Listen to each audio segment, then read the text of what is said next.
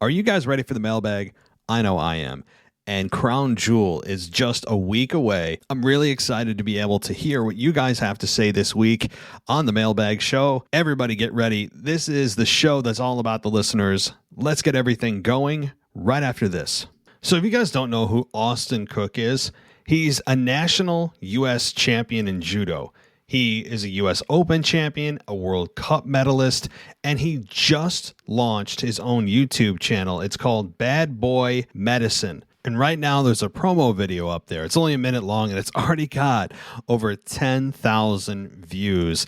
And there's going to be a lot more content coming. For example, he is going to be interviewing UFC champion Murilo Bustamante. So that's going to be going on the YouTube channel. Of course, on Instagram, you can also follow him at Bad Boy Medicine. Go check out the promo video as well. This is a YouTube channel that's going to grow very quickly, guys. Again, it's Bad Boy Medicine. So if you love combat sports and performance medicine, you're not going to want to miss this. So subscribe right now to Bad Boy Medicine. This is WWE superstar Drew McIntyre, and you're listening to the WWE Podcast.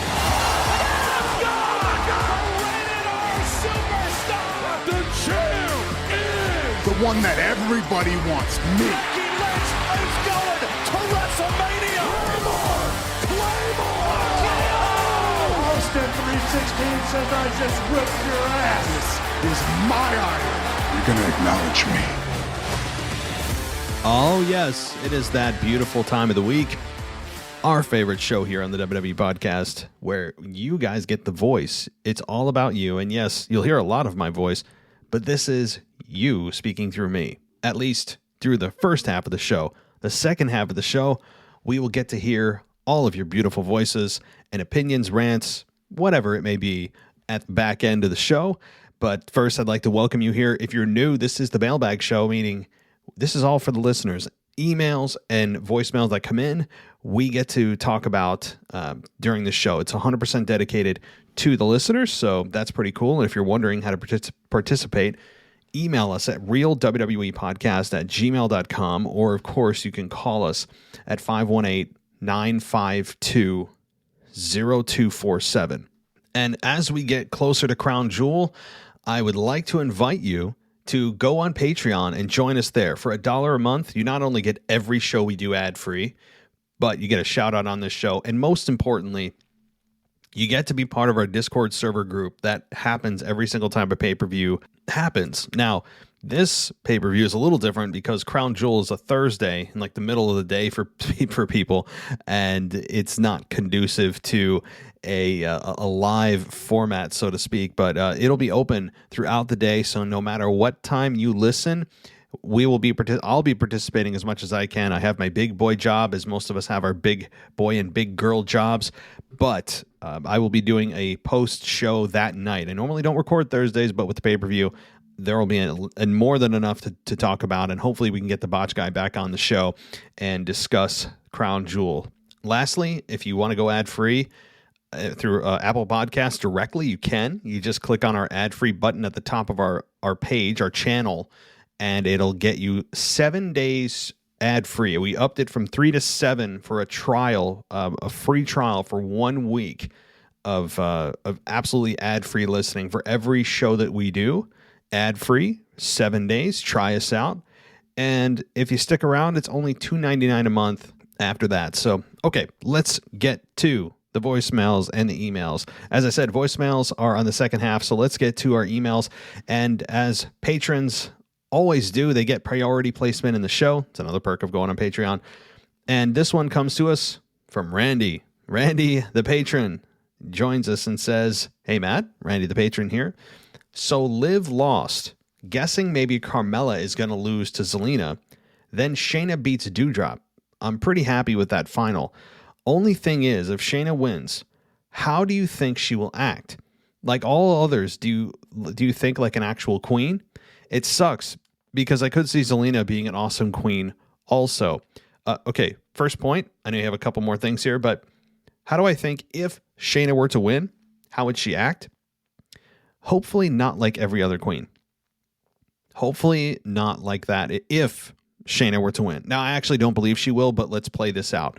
If Shayna were to win, it's clear that Shayna is a heel now, you would think, breaking people's arms, although I think fans are secretly enjoying it, like myself. But if she were to win, her being the snotty, nose in the air, referring to everyone as subjects queen, ain't gonna work with Shayna Baszler. That would really be kind of contrary to who and what Shayna is. She's a rough and tumble, in-your-face, badass chick. And for her to just suddenly play dress up and try to be this alternate character, and we're supposed to buy in to her belief that she thinks she's an actual queen and she can rule over all of the peasants. Yeah, that's not going to work. So if she were to win, I think she would break from tradition and maybe just maybe wear like a crown of thorns or something. I'm not getting too religious on everybody, but maybe just she would be a little bit non-traditional. At least I would hope so. Some kind of edgier version of a queen where she rules with an iron fist and she doesn't try to play this snotty character. That would not work. That's how I think it would work, how it would happen if Shayna were to win. But Zelina winning, now that's a different conversation. Zelina Vega definitely fits that traditional mold of whoever wins suddenly gets some kind of amnesia and then believes that they are an actual king or queen. It's just injected into them. And Zelina could do that. And you know what? I think she would do a very good job. And I think it would be a nice way for WWE to finally start to catapult Zelina forward and actually do something with her. She's been in the shadows for too long. She's been given the shaft and losing matches for too long. So I'm all for it if Zelina were to win. Okay. Oh my God, cannot wait for Sonya to wrestle again. I hope it's not a one-time thing. If she goes back, who do you have her feuding with besides Naomi? Well, Randy, let's take a look at the SmackDown roster as it will be quote-unquote live starting the day after the Crown Jewel pay-per-view, which is, as I look behind me here, October 21st. So October 22nd is when we're told that the rosters are going live. And so, okay, let's see who's on the SmackDown roster. Charlotte, B-Fab, Naomi, Sasha, Shayna, as we said, Xia Li, Aaliyah, Toni Storm, Shotzi Blackheart, and Natalya. So if this is not a one-time thing, Toni Storm would be fun. You could put her in. Oh boy, probably. Honestly, I don't think she's going to shoot to the top quickly. The SmackDown roster is in desperate need of a big-time babyface woman. And especially with Bianca and Becky Lynch going to Raw and Alexa Bliss there as well, it's a little imbalanced. I mean, the women on SmackDown kind of got the shaft here. It's, yes, led by Charlotte, but they're in a serious need for women baby faces on the SmackDown side. I mean, I guess it would probably be one of the NXT call-ups as well. Aaliyah, Xia Li, B-Fab, Shotzi Blackheart, probably living in that realm for a while because heel versus heel doesn't really do much for anyone. It's not that it doesn't happen and it's not that it never should, but tradition is usually best when it comes to good versus evil. So that's where she'd probably live. I know it's a very vague answer, but the Toni Storm, Shotzi Blackheart area, that's where I think she's going to live if it's a full-time return. And I hope it is too. I hope she gets out of those silly suits and we actually get to remember how damn good she is on the mic when she wants to be. All right, let's continue on. I don't know if you saw this, but Alexa has posted a new mask up on Instagram. It's basically Lily. Think they're going all in on it like Bray and it becomes her split personality. What you think? Thanks. That's it. Thanks as always, Randy. Randy, let me look at this live. I mean, I probably should have prepared myself a little bit more. A more prepared and professional co-host would do that, but I am neither. So let me see. Okay, I pulled it up on my phone here. Interesting. She says, "New mask. Who dis?" Very, very trendy language she's using. So she's got a mask of Lily. And so here's the thing.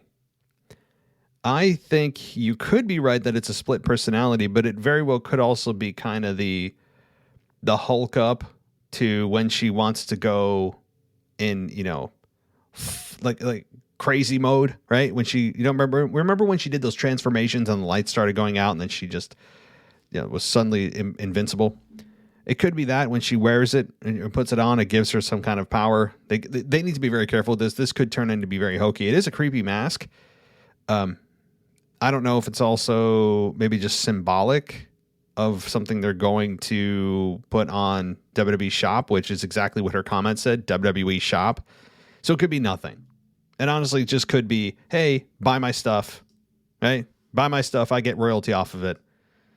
Line my pockets, please. It could be that. So we'll keep an eye on it. Alexa is out for a little bit of time now. And I think, honestly, it's the best thing for her career.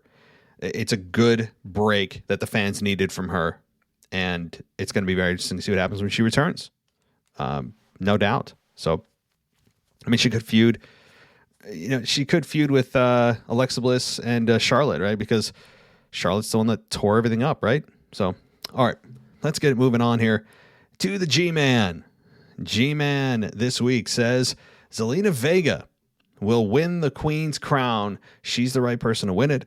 Seeing Carmella defeat Liv was very frustrating, and now we got to see Carmella and Zelina in the semi-final match. Heel versus heel, why should I care about this match? I don't know why they could have Liv beat Carmella, then lose to Zelina. Jinder Mahal will win. Okay, first of all, yeah, I mean, we just kind of went over this with Zelina. She probably will win the Queen's crown. Definitely. I think she's a fan favorite or a heavy favorite, not necessarily a fan favorite, but no doubt. I was very surprised about Liv as well. Again, if you're a Liv fan, use this as fuel to the fire to continue to be vocal at WWE events on social media. Maybe try to get a hashtag trending or something. I mean, that's really how you voice your displeasure. And this is for Liv Morgan fans that want to see her push to the top and given a real opportunity at the championship. Then this is just another bullet in your gun you could use. Another, I don't know, whatever analogy you want to use, gas on the fire. I don't know. You catch my drift. Okay. Jinder Mahal will win King of the Ring. I love to see King Sami, but remember, he can't compete in Saudi Arabia. So he's obviously going to lose to Finn, and then Finn will lose to Jinder at Crown Jewel. Another week, another tag team broken up. Yeah, I mean, the amount of tag teams that have been broken up in the last few weeks to month or two is, I mean, it can fill an entire roster of tag teams. It's a lot, men and women's sides. So, yeah, you're right. I mean, I would love King Sami as well. If King Sami doesn't happen, Jinder Mahal he's a fine choice. I know that there's so many people I talk to that are so tired of Jinder, and he's such a overestimated talent. His championship run was awful in 2017, whatever it was. I honestly am not as down on Jinder as a lot of people are. I'm not a huge fan. Like I wouldn't pay money to see him. But I think he's just a classic heel. He's got an evil, awful smile. He's a foreigner, albeit Canadian, but we're not supposed to know that. He has backup all the time. He's ruthless and he wants to be. His promos are decent enough to draw heat. I just don't think people give Jinder the credit that he deserves sometimes. I'm not saying he's a Hall of Famer, but what I am saying is Jinder, I think, would be fine in that role. But honestly, my pick would be Sami if it's possible. It really would. Okay, when Mustafa Ali challenged Mansoor at Crown Jewel, that was a huge mistake for Ali. If he challenged him to a match on Raw or SmackDown, he'll win, but win no problem. But in Saudi Arabia, that's where Mansoor becomes Super Mansoor. Definitely that is the case. Look out. I mean, Mansoor is invincible at Crown Jewels. If he challenged him, I just said that. So I just hope Roman Reigns doesn't ever put the title on the line against him in Saudi Arabia. Yes, I agree. I mean, Mansoor right now is the hometown boy. He is representing the entire audience that is there, they can never have Mansoor lose. Ever. Now, not saying I wouldn't do it. I would love to see how vicious that crowd can get if you just humiliate him. But they won't do it. Why? PR. And likely government blowback. If they make one of their own residents that's a part of WWE look like a fool, they would probably take it as a slight and an actual insult to the residents of Saudi Arabia. I mean, the government is it's not the best government, guys. I will just say that. Despite the propaganda that you'll see on Thursday and all the lovely relationships and how we're supposed to feel about Saudi Arabia and all the progressive things they've done, like letting women in professional sports to compete, at least on a entertainment stage, letting women get driver's licenses as if that's some kind of massive achievement we're all supposed to celebrate. Is that something in 2021 that we're supposed to get behind and say, wow, you guys are ahead of the curve. Great job. Yeah, the answer's obvious there. But as I get dangerously close to politics, I'm going to bring it back here and just say, yeah, Mansoor is a untouchable god, I think, when it comes to Crown Jewel. And I mean, Stone Cold, as I said, can come out of retirement and he would lose to Mansoor in Saudi Arabia. That's how all there is to it. So, okay, it was great to hear from Mr. Casual Wrestling Fan and the gardener, Michael Gross, who is slowly transitioning into the title of Resident Wrestling Historian. That's what he is. I mean, the guy is our Michael Gross is just an absolute just encyclopedia of wrestling. His knowledge of it is it's impressive, and I learn things from him every single time I watch. I talk to him. And last night was no different. If you haven't heard our Raw review, go check it out. But yes, Mr. Casual Wrestling Fan did give you a shout out when we did our weekend review on Sunday. Yes, great guy. Okay, I'd like to put my 2 cents on this too. So Roman Reigns will drop the Universal Championship to Drew at WrestleMania 38. Big E will drop the championship against Seth Rollins at the TLC pay-per-view in December. Becky will drop the Women's Championship to Bianca at 38. And lastly, Charlotte will drop the SmackDown Women's Championship to Sasha Banks on Christmas week on SmackDown. Then Shayna Baszler will beat Sasha at 38 for the championship. Whew. Everybody get that, guys? Wowie. Yowie wowie. Look, I'm not, when I say that, I don't mean disrespectfully. I'm just saying, like, you could be right. I haven't thought that far out. It seems definitely plausible, I think. Even the Christmas week drop, yeah. The WWE isn't ashamed to drop anything at any time. There's no sanctity when it comes to the belts anymore of where they can be defended, where they should change hands. That's all out the window. So that tradition is flushed down the toilet. So yeah, certainly, I like that. Plausible for sure. Just as I said, everybody though, general rule of thumb, reminder. As we get closer to WrestleMania, expect more heel champions to emerge. It's just good storytelling. Not every champion's going to be a heel, but I'd say the vast majority of champions in WWE as we get to WrestleMania will be heels. Why? Because it's a better story. It's when the babyface is chasing. It's climbing the mountain and scratching and clawing to get to the top and dethrone that evil SOB heel. So, just a general rule of thumb. Not an all the time, no exceptions deal for sure. But okay, today I got my Liv Morgan t-shirt, and all I got to say is watch her.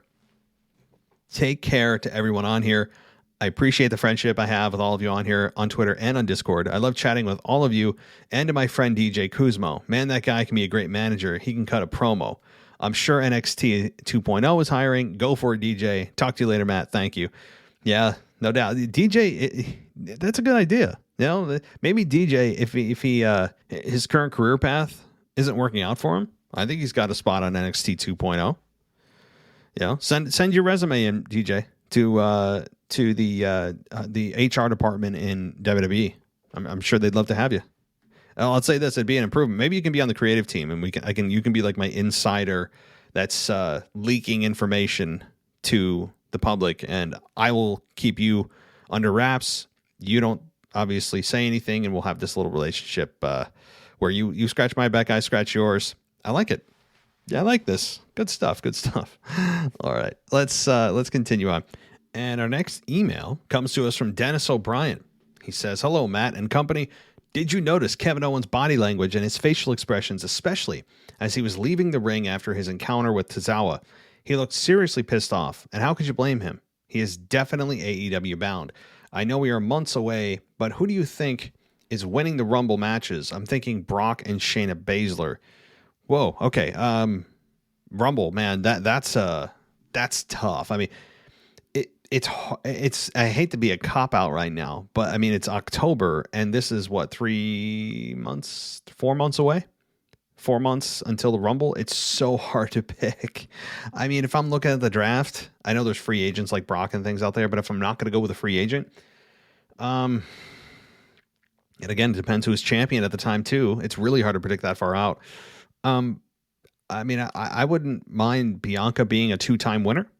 I think Bianca is possible. I also think, like, right now, if the Rumble was held tomorrow, I mean, that's the only premise I can go on, because I can't project forward because we don't know who's going to be champion. You know, it's just there's too many variables. So I would say favorites. I can't pick specifics, but I'd say favorites for the Rumble, if it happened tomorrow night, would be Bianca Belair. Liv Morgan would be a sentimental favorite. Alexa Bliss is up there too. And then assuming Charlotte's still champion, so she can't compete, I would say, yes, Shayna Baszler and Sasha. But yes, also to your question or your comment about Kevin Owens. Yeah, Kevin Owens, read his body language. That's a great point, Dennis. Watch Kevin Owens' body language. The last couple of weeks, and I don't mean to be downplaying his other attributes, but his body language is speaking for him right now. And I mean that in a AEW bound way, get me the hell out of this toxic environment way. Now, I could be proven 100% wrong, and he signs a new contract and they, shoot him to the top, and in that very unlikely scenario. And I'd love to eat my words. I hope I'm wrong. But part of me really also wants to see, and probably even bigger part of me wants to see him in AEW Unleashed. Kevin Owens, Kevin Steen, whoever he wants to be, probably Kevin Steen, as he was formerly known, in AEW, letting loose. Love to hear his podcasts on, maybe on Jericho's podcast, dropping whatever stories he wants to drop, and it would be fascinating to hear Kevin Owens letting loose on everything. And yeah, look, his body language, to your point though, it is speaking volumes. His body language is saying, I don't want to freaking be here. Get me out. I'm angry. I'm embarrassed to be here.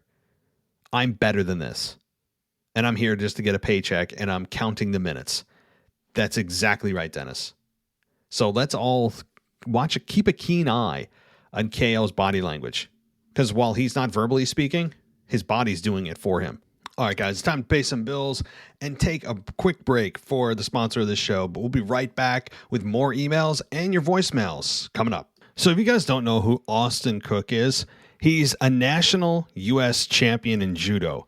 He is a U.S. Open champion, a World Cup medalist, and he just launched his own YouTube channel. It's called Bad Boy Medicine. And right now there's a promo video up there. It's only a minute long, and it's already got over 10,000 views. And there's going to be a lot more content coming. For example, he is going to be interviewing UFC champion Murilo Bustamante. So that's going to be going on the YouTube channel. Of course, on Instagram, you can also follow him at Bad Boy Medicine. Go check out the promo video as well. This is a YouTube channel that's going to grow very quickly, guys. Again, it's Bad Boy Medicine. So if you love combat sports and performance medicine, you're not going to want to miss this. So subscribe right now to Bad Boy Medicine. Welcome back to the WWE Podcast. Let's get back to more great wrestling audio.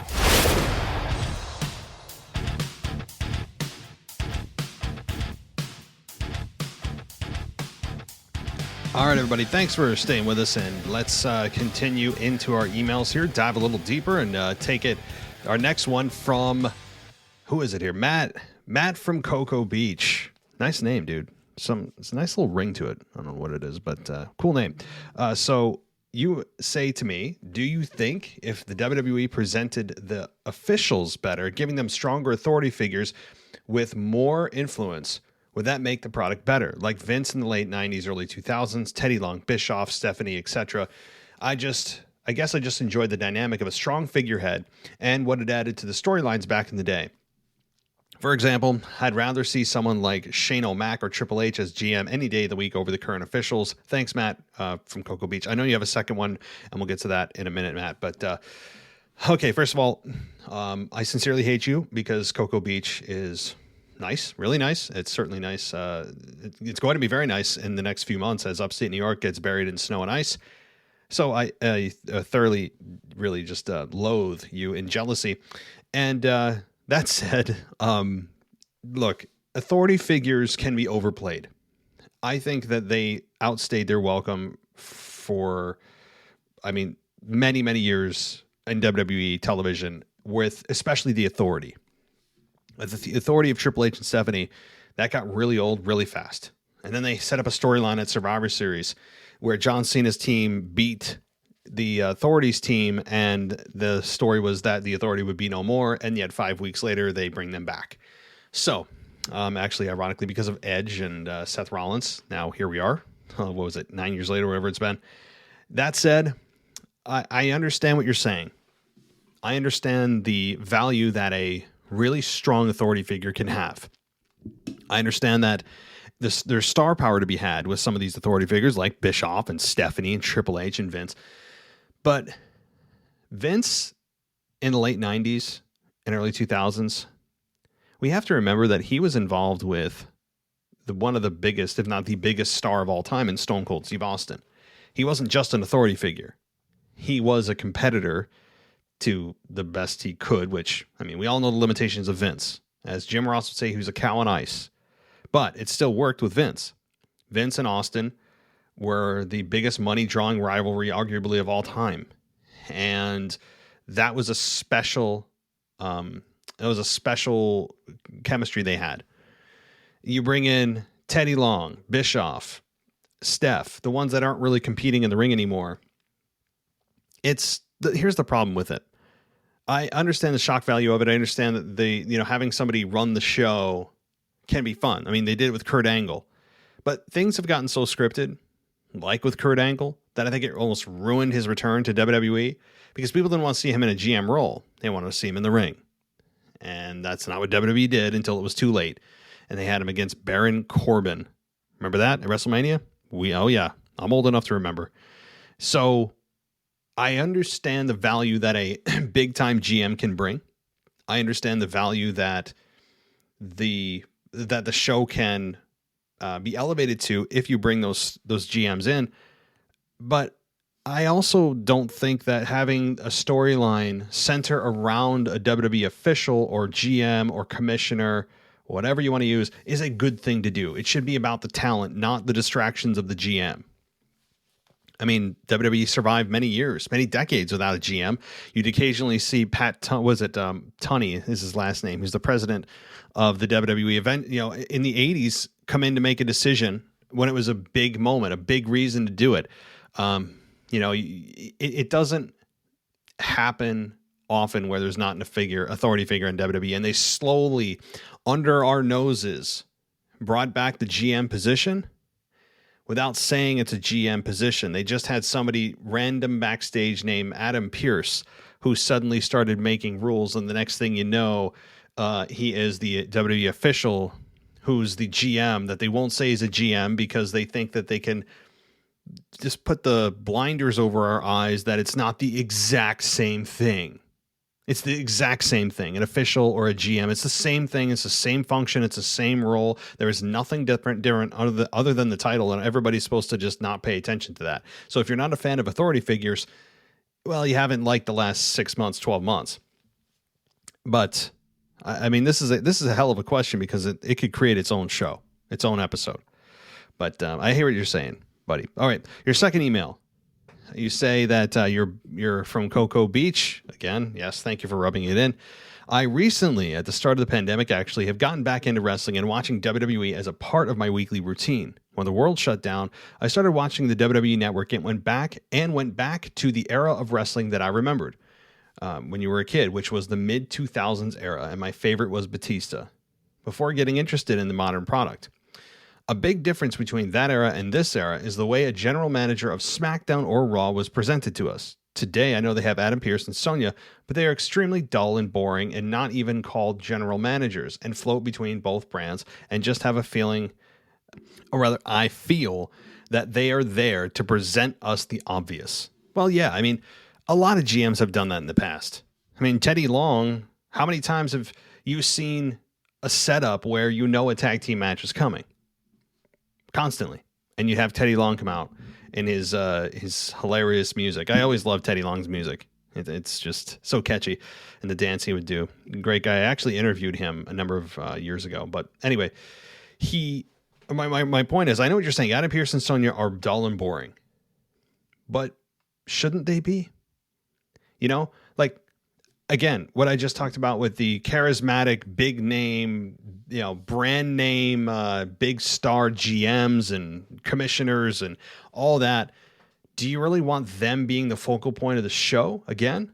Or would you rather have kind of a wallpaper type of GM or authority figures or officials? I'd actually rather have the latter because I want the focus on the talent. It seems like you enjoyed your GMs, buddy, and that's fine.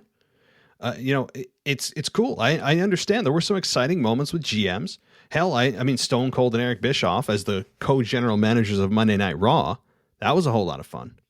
So there are exceptions. Certainly there are exceptions. And, it does happen, but it seems as if you enjoyed the GM role, and they are presented to us differently now, but some people enjoy it, right? I mean, it depends where you want the focus. So thanks, Matt. Enjoy Cocoa Beach, and you're banned from the show. Of course I'm kidding, but all right. Let's get to who we got next. Owen writes in, Owen South, and says, before I begin my mailbag, I would like to say something to the listeners. Oh, here we go, guys. This is, again, Owen is speaking through me. So he's channeling, or I'm channeling him, rather. Okay. WWE podcast, acknowledge Mr. Casual Wrestling Fan. I must say that show you did together was very good. It was so good I don't believe the other listeners deserve to hear the greatness that came from Mr. Casual Wrestling Fan's mouth. We need to get told in advance, and when Mr. and Mrs. Casual Wrestling Fan will take the mailbag as he deserves only my best work. Matt, you don't deserve that from me either. Or after you said that Hulk Hogan would beat The Miz. I stand by it, man. I don't know what to tell you. I mean... let me keep going. Anyway, I will keep it short as I don't want to go on for too long, like a certain DJ who writes into this show. Yikes. Man, you're going full heel. I'm going to respond to Mr. Casual Wrestling Fan's question, where he asked who the next title holders will be. Okay, here's Owen's predictions. WWE Champion, Omos. This will be at the Royal Rumble. Universal Champion, Damian Priest, either at Rumble or Mania 2023. Raw Women's Champion, Liv Morgan. This will be at this year's WrestleMania. SmackDown Women's Champion, Sonya Deville. After Sonya's return match, she begins screwing the champion over, making her a mega heel and turning Charlotte face. Match will be at Survivor Series this year. That's all for now. Your resident heel, Owen. Well, Owen, good picks, but good picks. I mean, I don't know if Damian Priest is going to be the one to take it off of Roman. I know it's 2023, but that is a tall order for a guy that is currently, on Monday night, not on Monday night. He's U.S. champion, but they don't give him a whole lot of mic time. Again, I know this. You're talking about 2 years away, but a year and a half rather. But other than that, I can't disagree with you. WWE champion almost. Although that may seem a little quick, it's very possible. The guy's a monster. And it depends if that's a slow burn or they'd rather just hot shot it. We'll see. But man, you went full heel on DJ, and I 100% stand by the Hulk Hogan beating The Miz. I don't even understand. How is this a conversation? How are we debating Hulk Hogan versus The Miz? I mean, seriously. Maybe I understood the question. Didn't understand the question. Maybe it was Miz versus Hulk Hogan in an actual fight in 2021, then sure, I'll take the Miz. But if you take Hulk Hogan in his prime and you take the Miz in his, if there was such thing as Miz's prime, then I honestly don't know how this is even a debate. I'm not a Terry Bollea human being fan necessarily with some of the things he said and done. We all know what those things are. But the pro wrestler, the character of Hulk Hogan, you've got to be kidding me. I'm sorry, buddy. Like I'm standing by my guns 1,000%, and you guys are too. That's what makes this fun. So, all right, Owen, enjoy that. And it's basically like you're roasting people every week. So, careful what you wish for, brother. Careful what you wish for. Heels eventually get theirs. Remember that. All right. Let's see. Where do we go? Next up is Amanda, who is a patron of the show. And Amanda, I apologize. I know you should have been at the beginning of the show because you're a patron. My bad. And the reason I missed it is because I look at the Patreon messages that come in, and I do those and sometimes forget that yourself and DJ, along with others, sometimes actually email me. So I look at the Patreon and I'm like, oh, okay, anybody that messaged me gets priority. And then I look at my Gmail account for Real WWE Podcasts, and then I read those. But I oftentimes forget that you and others can actually send your messages that way instead of in the actual Patreon application. So that's my bad. You know, that is my bad. I feel like I should punish myself in some kind of way. I don't know what that would be, but I'm sure Owen would come up with something. All right, Amanda. So my bad. Let's continue. And I know DJ's next. So, but DJ's last for a reason. We'll get to that. But okay, here we go, Amanda. Hello, Matt and WWE Podcast family. COVID has kept me away, but not down because I'm back. My voice is not fully back, so I'm sending an email. I need for first of all, about COVID, I hope all's well there. Hit my family, not me personally, but my immediate family. Everyone's good there, but COVID can be rough, guys, no doubt. And I hope you're feeling better, and your kids and everybody else are good to go. All right. So you said that you need the New Day and Big E to retire the Fugees inspired attire. Am I missing something, guys? Either I pronounced that wrong or I am just culturally incompetent. What is Fugees? Fugees. I'm too lazy to Google it right now, but somebody out there, including Amanda, is like, you don't know what that is? I don't know. I'm sorry. But I'm sure it is a hilarious reference. But let's continue on as I embarrass myself.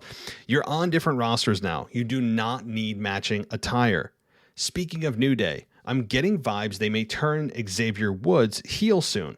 If you pay close attention to the way he was staring down the King of the Ring setup, they may be planting little seeds of what is to come.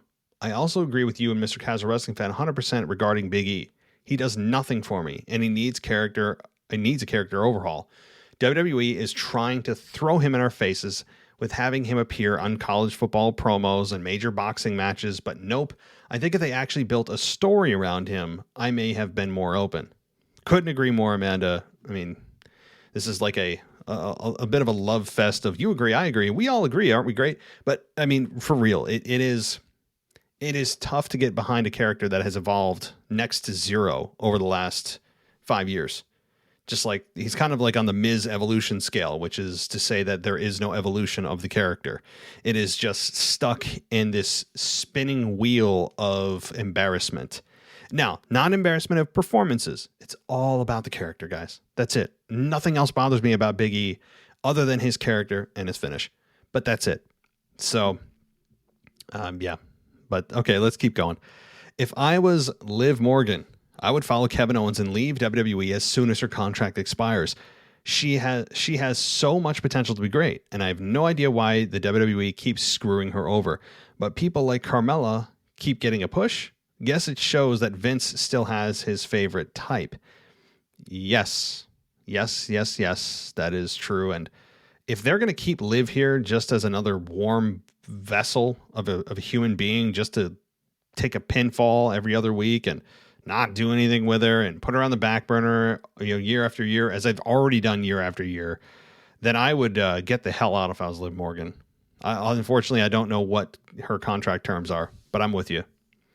Okay, this quote is from Bleacher Report, and it says, Fightful Select reported Morgan was originally supposed to win the match, but plans changed. It's unclear what led to the change, but Carmella won in less than 3 minutes. Not a particularly competitive match. Yeah, I mean, I don't know what led to the change. Only the demons inside Vince McMahon's brain know why. You know, whatever they were, wherever the wind blew, apparently. Maybe somebody sneezed during his meeting and he got super annoyed and he's like, the hell with the fans. I'm not giving them what they want. You know, maybe. I mean, Vince is a very unpredictable human being. Okay, I predict that WWE to turn Nikki ASH heel soon and have her turn on Rhea, maybe so they can make the women's tag titles, quote unquote, disappear. At this point, there's no point for those belts anymore. Nikki already gets booed enough as it is. Just turn her heel already. Yes. Yes. Yes. So I feel like that's some kind of wrestling slogan. But I agree. Look, if you're going to make it a mockery out of the championship belts, the tag team belts for the women, just get rid of them. Pretend they never existed. I wouldn't make a big deal about it. I would just quietly dissolve them. You know, I wouldn't even, maybe in passing you say something, but this is an absolute embarrassment for the tag team division of the women, where they essentially tried to force this championship into the women's division that really didn't need a tag title at all. They were struggling for enough singles competitors, much less trying to put tag teams together. And they've been very hot and cold with that belt of giving it attention. And now they are in a tag team division in which they are the only tag team. They're basically running unopposed. It's really embarrassing. It's embarrassing. So yeah, I would turn Nikki heel, which would be fun. And that's exactly what I would do. Okay, here are also your future predictions. Randy Orton is WWE champion in the Rumble at Royal Rumble 2022, which is in St. Louis. Hint, hint. Drew as Universal Champion. Jeff Hardy for IC Champion. Hilarious that you put Jeff Harding, but I know what you mean. Unless there's a joke there too. I'm very illiterate sometimes. Apollo Crews for United States Champion. Shayna as SmackDown Women's Champion. Bianca as Raw Women's Champion. Hit Row as SmackDown Tag Team Champs. Street Profits as Raw Tag Team Champs. I can't disagree with a lot of this. I cannot disagree with a lot of this. The St. Louis deal does lead you to believe something could happen there. And perhaps Randy Orton wins it, and then maybe Riddle turns on Randy out of jealousy and saying that's all he's ever cared about is himself. I mean, people predict that Randy's going to turn heel on Riddle, but we've already seen the RKO from Randy. Why not Riddle be the one to turn on Randy? That'd be fun. But yeah, this is very solid and hard to argue. So thanks, Amanda. Hope you're feeling better. And my bad. So all right, let's continue on. And by the way, Amanda is very active on Twitter. So if you guys want to follow her, I don't think she would mind me giving this out.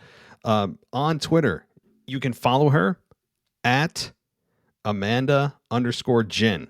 So it's Amanda_GYNN.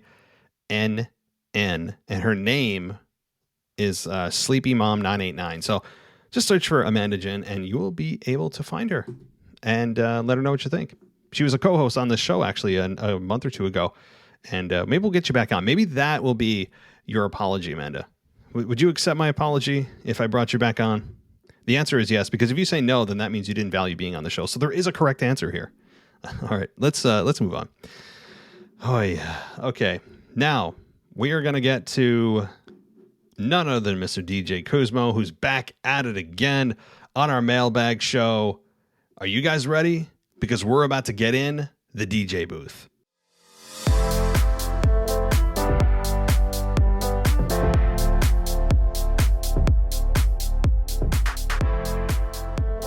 All right, and let's get into the DJ booth. Which, by the way, the music is courtesy of Mr. DJ Kuzmo, because last week's music he wasn't a fan of, and honestly, it's the best I could have come up with. I wasn't going to be searching for hours, right? I mean, I was just like, all right, this sounds okay, and it was royalty free, which I mean, It was what it was, brother. And you certainly should be able to choose your own theme music. So there you go.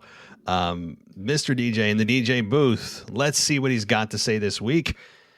And he says, the post-WWE draft. I want to start by mentioning my reason as to why I dislike Becky getting drafted to Raw. Firstly, she is currently the SmackDown Women's Champion, and I thought wrestlers that hold a major title are exempt from getting drafted to the opposite brand. And of course, so far as of now, there is no explanation as to how she might drop the title at Crown Jewel, or if Creative is going to do a title swap between Becky and Charlotte, or if Creative is just going to put out a lazy, lousy statement that both titles got a new paint job and the SmackDown Women's title became Raw and vice versa. I also don't know if Creative might do another Becky 2 belts again. That's pretty much left to be seen. First comment on that, they have to do a swap. You can't have the Raw Women's Champion on SmackDown and vice versa. They have to just do it. I mean, maybe they'll just show it on Twitter. I don't need to see them, meeting up at the arena, like just giving each other, deathly stares, and as if they're both angry with one another for some unknown reason. They're both champions on opposite brands, and each of them has the equivalent of the other's championship. So we'll probably get some tense moment that we're supposed to be all excited about, and then they'll go about their own worlds in SmackDown and Raw. So that's the way it goes. As far as Becky 2 belts, I hope not. I was never a fan of that. I like big time Bex. I gotta say, to me, it's better than Becky 2 belts or Becky Dose straps or whatever. Whatever. Okay. Secondly, Becky has held the SmackDown Women's title for almost 2 months, and to now see her move to Raw with the title doesn't make sense. Most likely after Crown Jewel, Creative might have one more matchup between Bianca and Becky to pretty much end that feud. But wait a minute, they are now both on Raw, so Bianca can't challenge Becky for a 4th or 5th time for what presumably might be Becky's Raw Women's title instead of what previously was her SmackDown Women's title. And then when this feud is over, where does Bianca go? Back down to the mid-card or hovering around the main event, upper mid-card scene? If Charlotte was still on Raw, she and Bianca would have had really compelling matches. And if Becky was still on SmackDown, her next opponent might have been a babyface turned Shayna Baszler. They both had history prior to the COVID pandemic. Boy, oh boy. Yeah, DJ, you have grinded this down to a fine powder, I got to say. And, Bianca, I think, stays in the upper card. I think she stays where she's at. I don't see any reason to put her down to the mid card. She is the most over babyface right now the WWE has in terms of the women. She has really just been, I can't say enough about what she's done and what she can do in the ring. Like, she is such an asset to the company that I would not do anything with her other than keep her at the top. Now, that's not to say that forever she will be at the top. When the fans start feeling restless and maybe there's some chatter going on that it's, Bianca's always in the title picture, that this or that, then maybe start considering moving her down. But why are we going to break a good thing? So that's what I think. They keep her at the top, kind of feuding with Becky. And look, the SmackDown Women's Champion and Women's Championships are the same exact championship except a different color. It's not like there's a women's heavyweight championship and a women's light heavyweight championship or a women's United States championship. This is the championship for the women, and it just happens to be split into 2 with different colors. That's it. That's all this is. So all in all, I just hope that October 22nd we will get some sort of decision as to just this Becky Lynch and Charlotte Flair title conundrum, or Creative uses this build up to their one-on-one match at Survivor Series. And yes, I am also using the eye roll emoji in real life. Yes, good Lord, help us all. Yeah, that's exactly what's going to happen. We know that. We know it's going to be Becky versus Charlotte, right, at Survivor Series, because they do the silly only time of year that SmackDown and Raw superstars go head-to-head, which is a whole bunch of crap, right? And I could give chapter and verse of the number of times they go head-to-head. It's just it's a flat-out lie when they say that, and it's just marketing, but it's also, to me, just it's false marketing. But they'll say it, and the fans will just eat it up. All right, well, let's continue on here, and yeah, I hope October 22nd is going to, I think, hopefully level everything back out. Sylvia and Shanky get split up. Mason T-Bar gets split. Shotzi and Tegan Knox split, but not AJ and Omos, not the Mysterios, and not the Street Profits, and not the god-awful New Day. Great job, WWE, for so-called shaking up the tag team division on the draft. But with that being said, I hope we get potential massive trades. This is your next section here. Looking at the new roster for both Raw and SmackDown, you can clearly see Raw is stacked with a lot of talent that were previously on SmackDown. Let's see how Raw utilizes the majority of their new draft picks, and I won't be surprised if some of the new draft picks on Raw get lost in the mid-card, such as Kevin Owens, Apollo Crews, Tegan Knox, Dominic Mysterio, just to name a few. And here are 3 names that I think might get traded to Raw and 3 names I think might get traded to SmackDown. So here are your picks traded to SmackDown. AJ Styles. This team of AJ and Omos has reached its boiling point, and there's no need to keep this team together. Plus, they are no longer champs. They got a match against Riddle and Orton for the tag team titles at Crown Jewel, which we have seen numerous times before in prior pay-per-views and, of course, on free TV. Easily, a change in scenario makes sense for AJ Styles, which creative can turn AJ babyface on SmackDown and be in the second tier main event babyface after Drew to face Roman. Enough said. Look, I agree. I'm all for AJ Styles going solo. I don't know what more to say about it. AJ, it's not like he's in a bad team. Like I like the combination of those two. The chemistry's good. It's helping Omos develop, no doubt. But the problem is that AJ's on the back 9 of his career. He's only got a couple holes left. And if you're going to waste it in a tag team, I think that's shameful. But at the same time, Riddle and Orton need dancing partners. And Omos and AJ are great dancing partners for them. It's not just about Randy Orton, or rather, it's not just about AJ and Omos. It's about having dancing partners for a hot tag team of Riddle and Orton. Okay, Bobby Lashley and the rejoined Hurt Business. Okay, so like I mentioned before, we haven't gotten an explanation as to why Cedric and Shelton are back to rejoin Bobby. MVP is still MIA, and outside of this conundrum, I could potentially see Bobby and the Hurt Business move to SmackDown, because after this awful feud of Bobby versus Goldberg, what's really next for Bobby? He could possibly feud with Finn Balor, but then that would mean that Bobby would be sent down a peg to the mid-card on Raw and probably not have another chance against Big E for the WWE title. Having him on SmackDown, creative, could keep him booked as a heel, because SmackDown needs a second-tier heel after Roman. Also, potentially if creative turns Bobby and the Hurt Business babyface to counter against Roman and the Bloodline. This could continue the storyline angle between Bobby versus Roman that we last saw them collide on Raw. Enough said. Yeah. I mean, the explanation is not going to come. I have just accepted begrudgingly the fact that creative is just too lazy to care to share with us how the hell they got back together. I mean, it's a simple explanation. Even if it's a garbage explanation, at least they went through the effort of showing us they cared to at least wrap that into a logical reason, and they did not. Yeah, there's too much to break down here other than the fact of what's next for Bobby. It's probably Finn Balor. Finn Balor and himself are, I think, going to be great. A great chemistry, a great duo in the ring is what I was trying to say. And I think that Finn is right now in a place where he visits the main event, but never is the main eventor. You know, like he's always passing by. He's never a resident. He's just visiting. That's how I feel with Finn. And Bobby, I don't think is going to be WWE champion for quite a while. I just don't. Okay. Keith Bearcat Lee. To be honest, I'm not feeling this Bearcat experiment. I am deeming this as a complete failure by creative and a detriment to Mr. Lee's character development. Vince and creative ruined his entrance music, his ring gear, and now his character.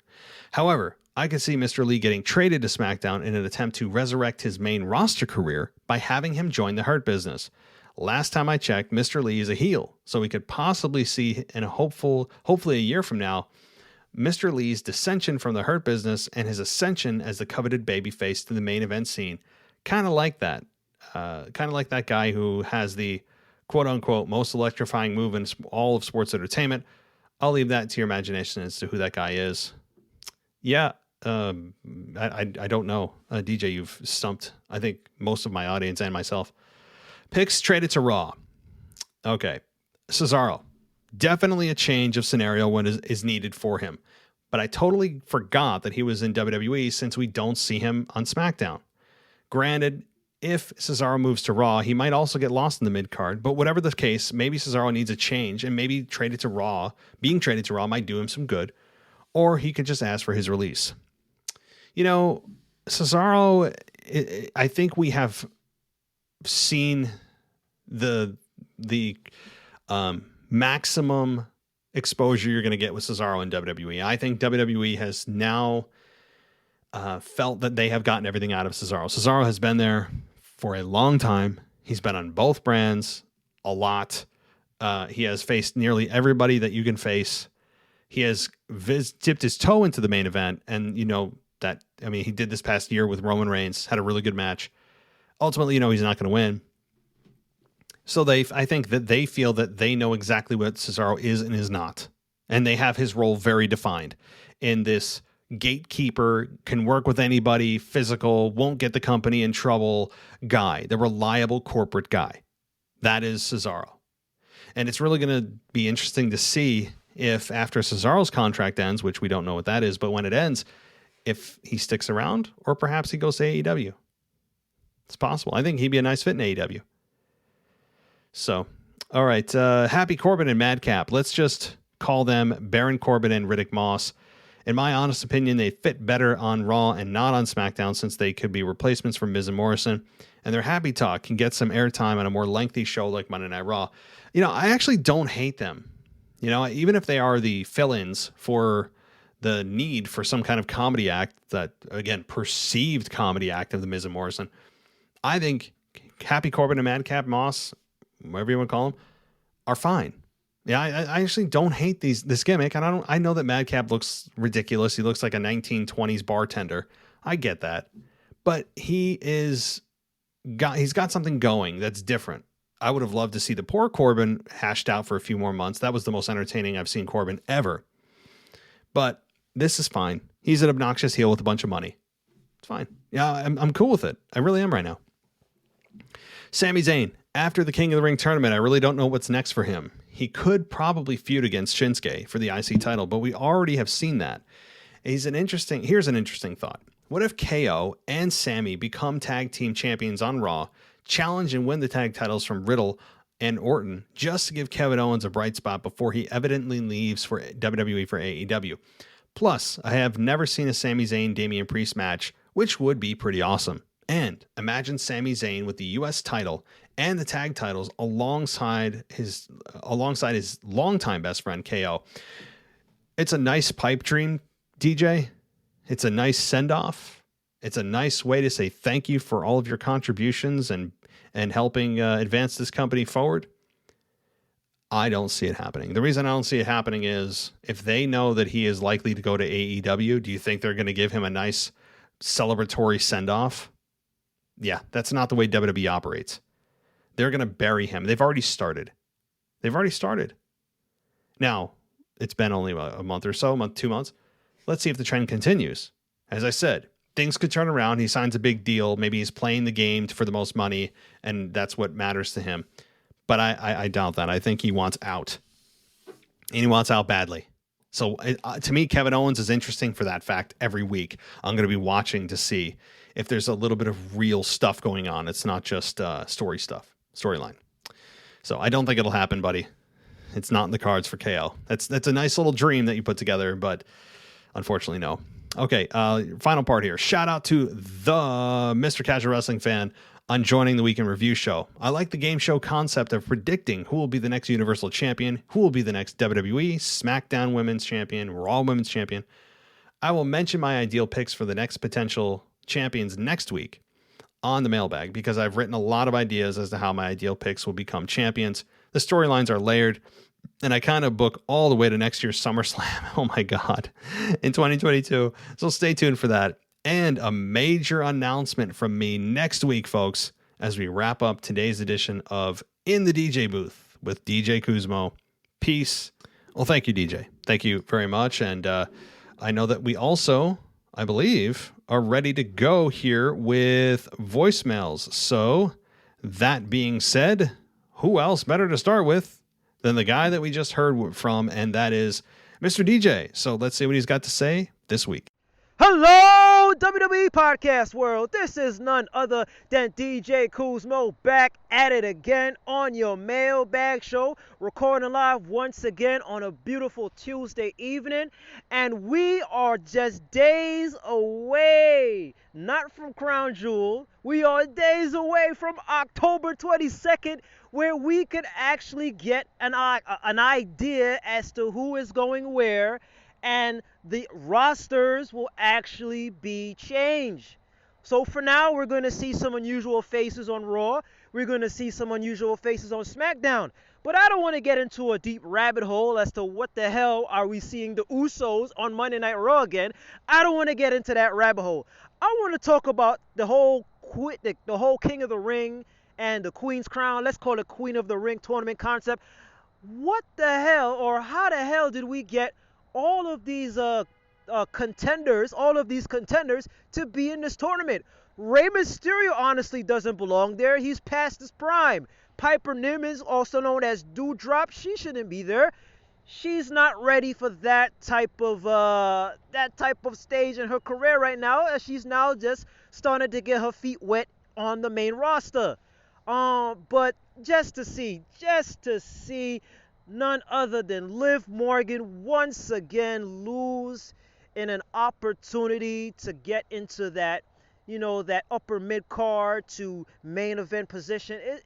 It goes to show, what the hell, what more does Liv Morgan have to do to get to this opportunity to be in that position for a woman's title?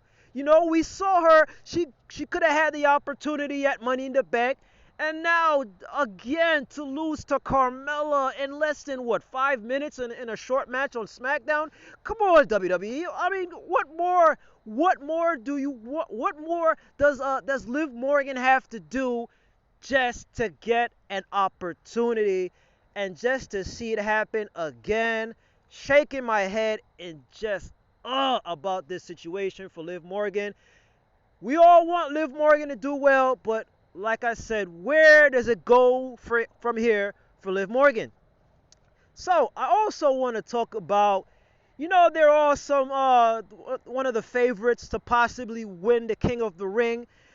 We have Xavier Woods, right? Everybody right now is pretty much saying, okay, King Xavier probably is the guy that's going to win. I also thought that too. But I remember, Matt, you did mention that the whole King of the Ring tournament is supposed to be centered around heels.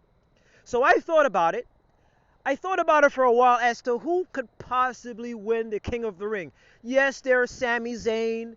Yes, there is Xavier Woods. Yes, there's Finn Balor, right? And I think there's somebody else, but I can't remember off the top of my head. But I really thought about it, and I'm thinking that out of all of the remaining contenders, I'm thinking that I'm going to put my support for Jinder Mahal. I know Jinder Mahal is not a popular name that we all love to talk about on this podcast, but I think that this is a good opportunity for Jinder Mahal, or should I say King Mahal, or the Maharaja, the modern-day Maharaja, to get his moment in the sun as King Jinder Mahal. So I'm going to actually put my my support for Jinder Mahal. He's making a comeback. I think he was off of TV for quite a while. Him being split up with Veer. I think Veer was on Raw, and Shanky Cranky, whatever you call him, is on SmackDown with none other than Jinder Mahal. He has his two lackeys, so why not put the King of the Ring? Why not let Jinder Mahal win the King of the Ring? As much as everybody wants to see Xavier Woods at the end of the day is a babyface. He's still tied in with the New Day. And for God's sake, man, can we stop with the whole New Day gimmick? But I don't want to go on another rabbit hole on that. So, I talked about possibly that Jinder Mahal could possibly win the King of the Ring. I want to also talk about the Queen of the Ring, or as they like to call it, the Queen's Crown. But I like to call it the Queen of the Ring. It flows off the tongue naturally. So I know that Shayna Baszler is the possible favorite to win, as we see that why is Dana Brooke even in this tournament? It doesn't make any sense. How is she even worthy of this tournament? Who knows? Doudrop, a.k.a. Piper Nivens, doesn't belong in this tournament. She's now getting her feet wet on the main roster. So I'm looking at it as, okay, this is a big opportunity for none other than Shayna Baszler to win. But we all know that the WWE likes to swerve us. And as much as, Shayna Baszler is the favorite, I'm looking at none other than Zelina Vega. Zelina Vega coming back to the WWE. She was on a set of losses. She finally got a couple of wins. We all love that momentum word, but I like to call it she's on a roll. And hopefully I want to see her in the finals. Maybe, of course, she goes up against Shayna Baszler in the finals, because there's pretty much nobody else that could take out Shayna Baszler. So I'm going to look for the upset. Probably somewhere Nia Jax probably interferes in this finale match between Zelina Vega and Shayna Baszler, and Zelina Vega somehow gets the win. So I'm booking Zelina Vega to win the Queen of the Ring tournament, and I'm booking none other than Jinder Mahal to win the King of the Ring. Now I know that SmackDown is so-called supersized this coming Friday night, because they're trying to get into AEW's 10 o'clock slot. But other than that, man, first of all, with the whole super size, are we getting free burgers? Are we getting some French fries on the side with our order? Courtesy of Uber Eats or DoorDash? But come on, man, super size? Super size? You're going to name your quote-unquote super show a super-sized SmackDown. But whatever that is. But a quick sidebar, I want to talk about McDonald's. Man, oh man, do I miss the deluxe crispy buttermilk chicken sandwich. I don't know why the hell they got rid of that off the menu, but hope to God they bring it back. That was the best damn chicken sandwich on McDonald's menu. But other than that, folks, I hope you have a blessed week. There's a whole bunch of wrestling this coming Friday night with Rampage and SmackDown and whatever the supersized crap they call it. I hope you have a blessed week, and I will talk to you all next week. There he is, DJ. Good to hear your voice. And okay, I'll pick a few things out of what you said. I know that was a lengthy voicemail, so I'm not going to touch on everything. Also because I touched on some of it earlier with other emails. But as far as we having Liv being pinned by Carmella, I did address this a little bit too. And maybe this is by design. I know we all love to hate on WWE Creative, and hell, I'm the ringleader of it. But once in a while, maybe there's something they're doing intentionally to piss off fans, and maybe in a way that tries to test the fans' loyalty to that individual. I think maybe if we're digging deeper, other than just what the hell is WWE doing having Liv Morgan lose to Carmella? What the hell? This doesn't make sense. Well, perhaps part of the reason they did it was to test the loyalty of the fans to Liv, to see if they're going to start to organically get behind her and try to push Liv themselves. And if they do, maybe WWE will go along with it. If the fans go quietly into the night, they go, well, see, they didn't really care that much, and therefore we're not going to put time and effort and money into pushing Liv Morgan. So I think it's a litmus test. If we want to look at this positively, and I'm trying to here, perhaps it's a test. Perhaps WWE is seeing how we react. And if we're just pissed but we don't support her, then maybe they got their answer. So we need to continue.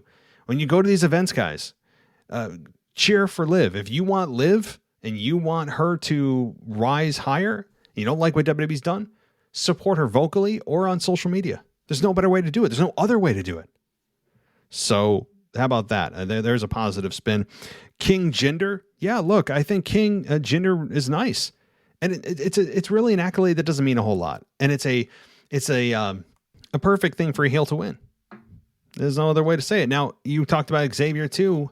Yeah, look, as you were talking about Xavier, and a lot of people feel a King Xavier could happen. But what about a babyface winning and then turning heel, right? Like somebody brought that up earlier of Xavier turning heel. Well, yeah, maybe he gets it. wins the King of the Ring, and then feels he's above Kofi, and then they have their program, and we finally get the beloved New Day split. It's possible. It's very possible. I would vote for that.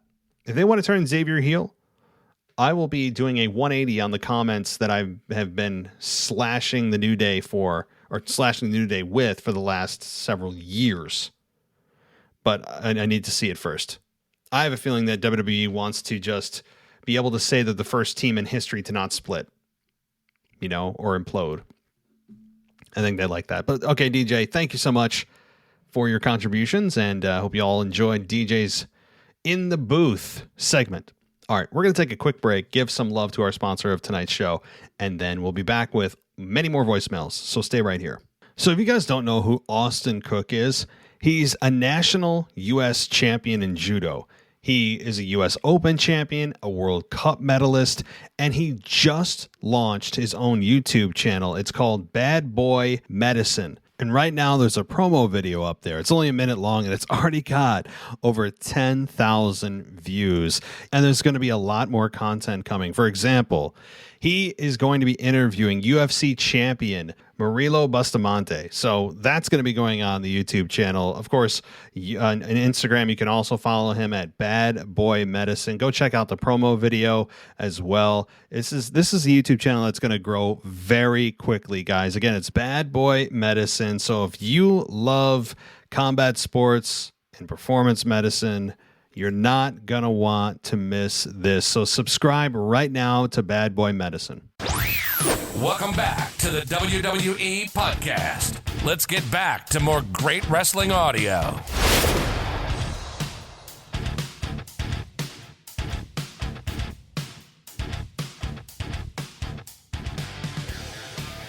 Okay, it's time for Brad from Pennsylvania. Brad, take it away, my friend.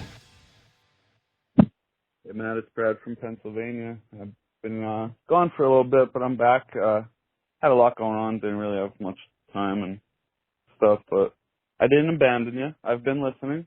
I was just listening to your mailbag. I know I'm about a week early for that, but I just had to call when I heard you talking about the women's tag team belts. I agree. I think they should get rid of the tag team belts. I know that they probably won't. So you're probably not going to like what I say at first. You might like by the time I'm done, but I know you don't like to add belts, neither do I. But I think the women's division needs a secondary belt, maybe like a U.S. belt, a women's U.S. belt or a women's intercontinental belt, one that could float back and forth from brand to brand, kind of like they're supposed to with the women's tag team belt. Maybe you could even phase the women's tag team belt out after this, but I think it would be great for, the Liv Morgans, the Naomis, all of the people that are either new or they just don't have much to do, Zelina Vega, Carmella at this point. I mean, you could put this other belt on them, and then you at least have programs to do with other girls and give you something to care about. I mean, for right now, do you really care if Zelina Vega fights Liv Morgan tonight? I mean, sure, a lot of people like to get behind this Liv, and a lot of us like Zelina, but honestly, who's really going to get behind it, Maybe if it was for the women's intercontinental title, it would be more of something to get behind, something to think about there with that. I really think it would be a good idea. Even some of the new girls coming up from NXT, I always hear rumors like Dakota Kai is coming. If she came up, she could get right into that battle. Any of those new girls that are coming up from NXT, the Shotzi Blackhearts, Tegan Knox, all of those girls would just have something, to strive for before they get up to the level that Bianca, Sasha, Becky, Charlotte, up on that level. I mean, even Shayna Baszler, if they don't plan on putting her up there, give her the women's intercontinental belt, let her hold it for a while, let her go through a few people, and then she could go up to the next level. But that's all I got for you, man. I know it'll be a while until your next mailbag, but I figured I'd get that out while it was in my mind. All right, man. Take care. I'll see you. Hey, Brad. Great to hear you back. It has been a while, and hope all is well. Whatever you got resolved, I hope things stay that way. So let's continue into your voicemail here. And, I have to say, Brad, that you really made the case here for the first time that I can remember that I actually agree of adding a belt. And it's not just because the tag team championships are being essentially uncontested. I mean, they have no opponents. But if Vince is so high on single stars and has never been a tag team guy, never has, never, and never will put tag teams above singles wrestlers, and there's good reason for that. I don't disagree completely, but you're right. If they're going to essentially dissolve the women's tag team division, then at least allow the singles competitors to fight for something other than just the SmackDown or Raw Women's Championship. I'm all for that. I would be a absolute proponent if the option was dissolve the women's tag team belts and in return give them a singles belt. Yes. If the option is to just add a singles belt and also continue to keep the women's tag team belts, the answer to that is no. The reason is not only because too many belts, but they don't have enough women on the roster that would validate having a singles championship if you still have the tag team championship. There'd be like 5 women on each show that could compete for that mid-card belt. The others are in a tag team or challenging for the SmackDown or Raw Women's Championship. So you'd have to expand the women's roster on each show, expand the presence of the women, like by 3 or 4 women on each show. I know that's actually a lot. You're bringing up like 6 talent or so. It is a lot. But again, I'm all for that. But the women's representation on Raw and SmackDown lately has been a little bit shoddy, and the Queen's Crown matches have been insanely short, almost to disrespectful levels. So I'm cool with it, buddy. I'm cool with it, Brad. And I think that that's a good idea, but I don't want to just add championships while the one they're not using still exists. The women's tag team belts, if they're just not going to use it, like, can we just get rid of it? Just throw them in the garbage. Like just Medusa the thing and what she did on Nitro and just drop it in the trash can. I mean, because like, what are we doing here? Yeah, I mean, I don't care if it's the winner or the women's U.S. title. I don't care if they call it a TV title. I don't care if they call it a Fox championship, like, or a USA title, like whatever. Like, just if you're gonna do it right, and don't keep championships around that you are just using as basically a talking point that you can say you're trying to equalize the women to the men and having a tag team division. You don't have a tag team division. You don't. You have a lot of single stars that occasionally pair up. That's it. You do not have a tag team division by any stretch of the imagination. So if they're going to do it right, bring in a singles championship and allow the women to compete for something else. But I don't want 2 titles in that, meaning I don't want one on Raw and SmackDown. I just want one that both brands compete for and the champion can float. All right, let's continue on. Great stuff, Brad. Let's go to the next one. Hey, it's Kyle from Baltimore. Hopefully you can hear me clearly now. I'm making this call before SmackDown tonight, but I just had this thought throughout the week about this triple threat match between Becky, Sasha, and Bianca, and it's to the point where neither woman should lose. I think just by default, I think Sasha may win just because she was drafted to SmackDown and the other 2 were drafted to Raw. And sad to say, I think probably Sasha's going to submit or pin Bianca Belair. I can't honestly imagine Becky losing by a pinfall or submission. Neither do Sasha. I don't see that happening. So either Sasha was the championship by pinning Bianca, or Becky will pin Bianca or submit her, and then they'll just do the flip-flop titles where Charlotte becomes the SmackDown Women's Champion and Becky becomes the Raw Women's Champion, which is very stupid. It's the Street Profits New Day thing all over again from last year, and that would be stupid. But whatever choice that they have, they should never have drafted them in the first place. But here we are, and so that's what I think will happen. And as a match, it'll be fun, but someone's going to have to lose. And I think it's going to, one person is going to walk out as a champion and the other 2 are going to lose. I think Becky's going to retain. somehow, some way. I don't see her losing the title this quickly after winning the title 2 months ago. So that's my thought. This match realistically should not be happening. Really thinking about it, but that's my quick thought. I know they have the contract fighting tonight, so like I said, they just called beforehand, so we'll see what happens tonight. But that's my thought heading into this match at Crown Jewels. But that was it. This whole call. Bye. Hey, Kyle. Yeah, look, yes, no doubt. There's no chance of Becky losing her championship, even if it is against absolute just elite talent like Bianca Belair and Sasha Banks. Yeah, she did win it just a couple of months ago. It would be way too soon for her to drop it. They're trying to turn her heel. Having her drop the belt would not help that venture. For all the reasons that you mentioned as well. You know, somebody's going to have to lose. Somebody's going to have to lose. Two people are actually going to have to lose. And I don't know if they are ready for Becky to lose. It'd be preposterous, actually. I mean, there is a 98% chance of Becky retaining here, as she should. I expect a very good match. A very good match. You have 3 elite Hall of Fame women in that ring.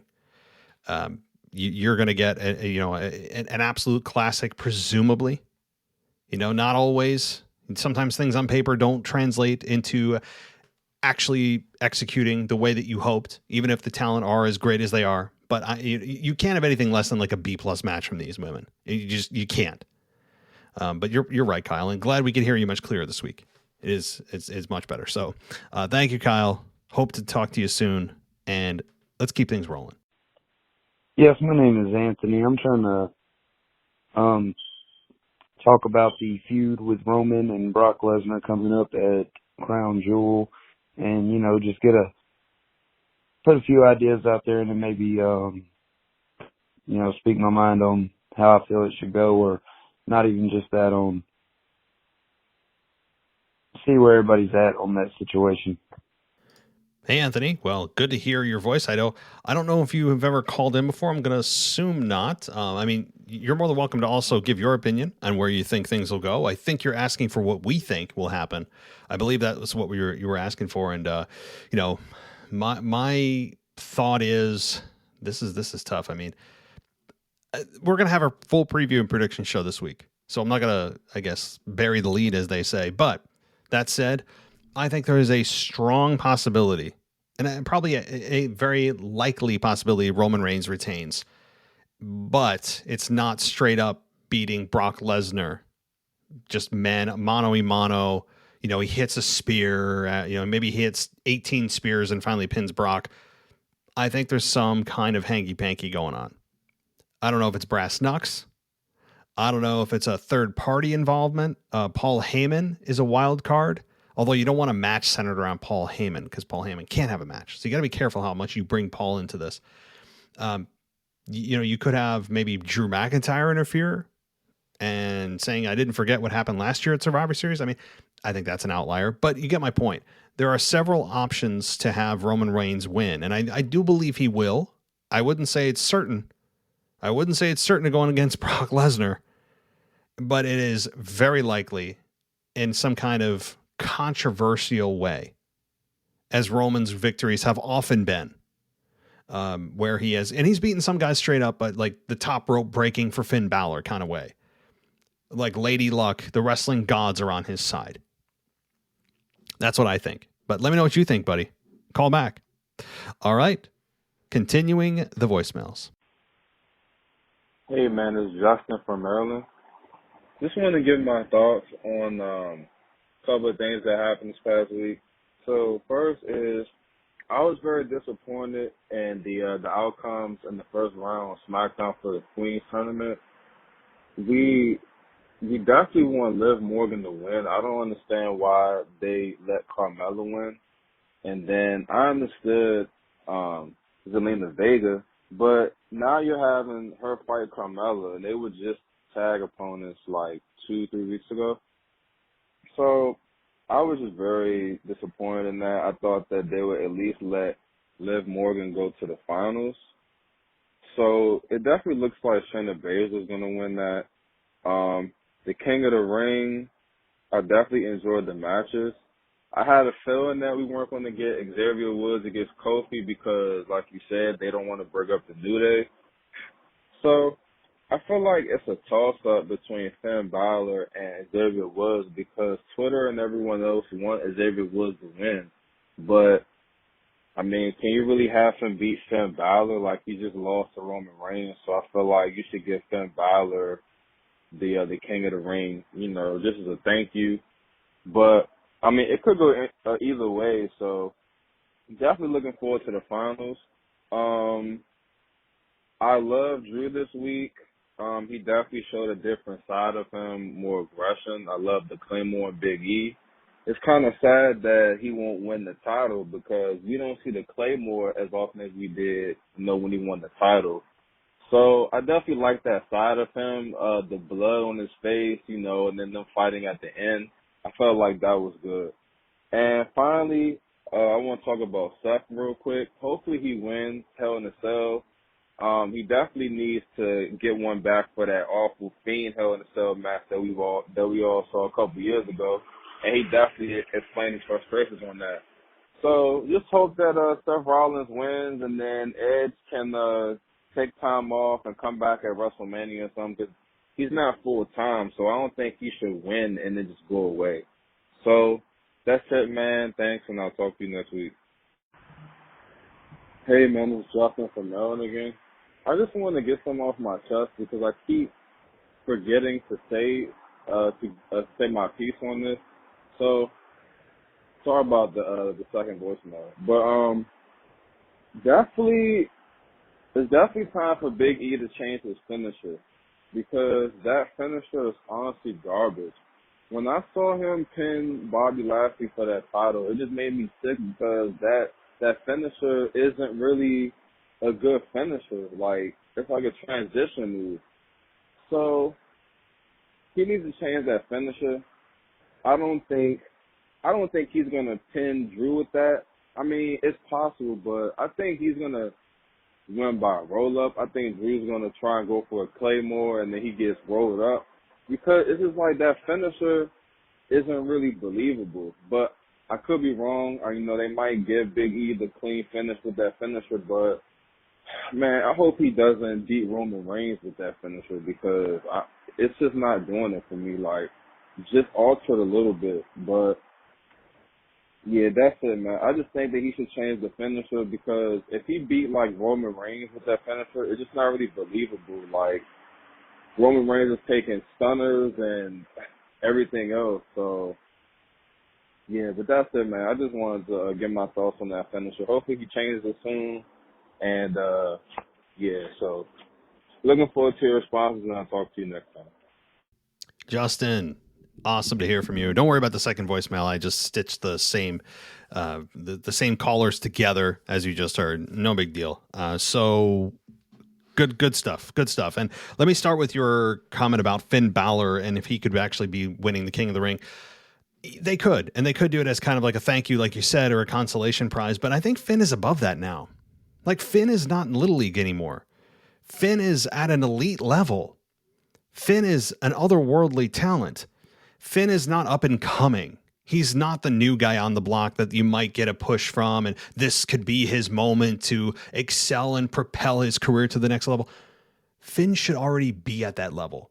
Finn should be in the main events perpetually, not just in when they need him and they need to fill a main event spot. He's a great guy to work with. He'll never be the guy, but, you know, he can occasionally visit. They do that with a lot of talent that has no business just visiting, like Kevin Owens I mentioned earlier. So I think Finn Balor deserves more than King of the Ring. I think that'd actually be a demotion. And yes, it would be a demotion from the things Finn Balor has achieved, Universal Championship, NXT Champion, and so forth, putting on 5-star matches. You don't make Finn Balor King of the Ring. I would find it insulting if I were Finn, and I would actually take it as a demotion. I would. King of the Ring means nothing. It means nothing. How do we know it means nothing? Because WWE has done nothing with the winners. other than try to make them into the same kind of heel with the delusional winner believing they're an actual part of some kind of majestic majesty, right? Like it's to me, it's beneath Finn. It is. So Xavier, though, you can make the case, okay, he's been stuck in a tag team for a while. Maybe they use this as a springboard to a heel turn for him. Fine. But Finn, no, I actually expect him to lose. And I hope he does. I don't want Finn king of the ring. It's crazy to say as a Finn Balor fan, but maybe that makes sense to you. As far as Big E's finish, look, I've been making this case for many months that Big E's finish is god awful. He might have the single worst finish in all of professional wrestling. It is terrible, especially for such a strong, athletic guy. You go with a belly flop. And you can't tell me that a super kick, somebody kicking you in your chin as hard as possible, is a transition move while a belly flop is a finish. It makes no sense. Zero. And I just don't understand why they do not modify it. It's not exciting. It's not a cool maneuver that is safe. No, it looks too safe. That's the problem. It doesn't look like something that would actually end a match. And you're right. If this ends up, imagine this move being the kryptonite to Roman Reigns. Imagine this being how Roman Reigns drops the title. I can't. I can't. It's a laughable move. It's terrible. I have never been a fan, and I'm not just saying that because I don't like Big E's character as champion. I mean, if you ever listen to me, you know I've been saying this for many months. I'm not saying you, Justin, but the collective you. So I'm with you, buddy. I'm with you. Rant has been accepted here on the WWE podcast. Your rant is WWE podcast approved. And hope you call back. I enjoy your voicemails every week, man. And we'll talk to you next week. All right. A few more, and then we'll close things out. What's good is the crisis. Washington State, what's good with y'all? I got my WTF wrestling tidbits for the week. I'll see if I can get them all in under 3 minutes. First off, I want to tell WWE, stop planning ahead.